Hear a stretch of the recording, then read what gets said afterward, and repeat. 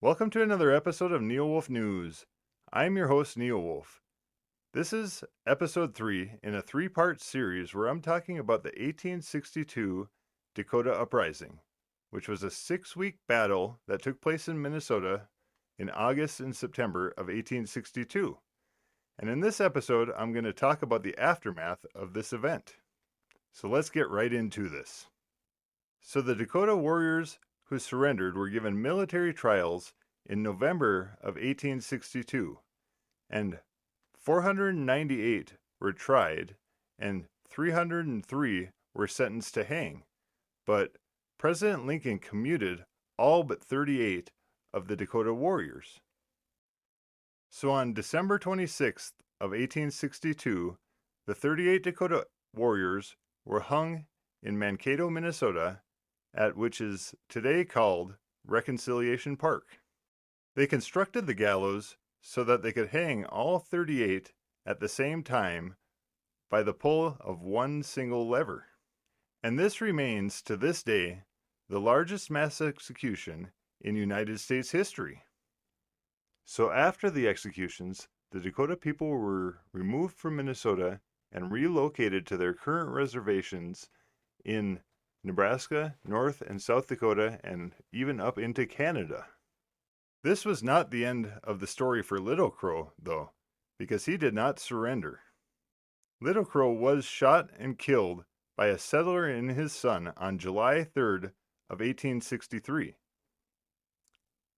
They scalped him and brought his body to Hutchinson, where it was displayed and mutilated.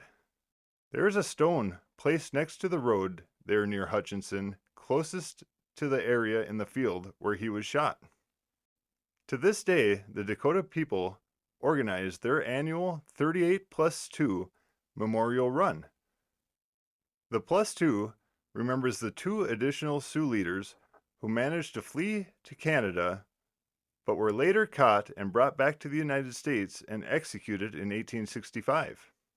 The annual 38+2 Memorial Ride begins in Lower Brule, South Dakota, and they ride all the way to Mankato, and other riders as well as runners join them along the way. Participants in the Dakota 38+2 Memorial Run, also known as Remembrance Run, set out each year from Fort Snelling at about midnight on December 25th and make the 71-mile relay to arrive at Reconciliation Park in Mankato on the morning of December 26th. And back in 2011, I can recall that I had given a ride to an Australian woman who was going back to St. Paul, and on our way back we decided to stop in to Mankato and go to Reconciliation Park so that we could offer our prayers. And so this concludes this 3-part series where I remember the events that took place during the Dakota Uprising of 1862.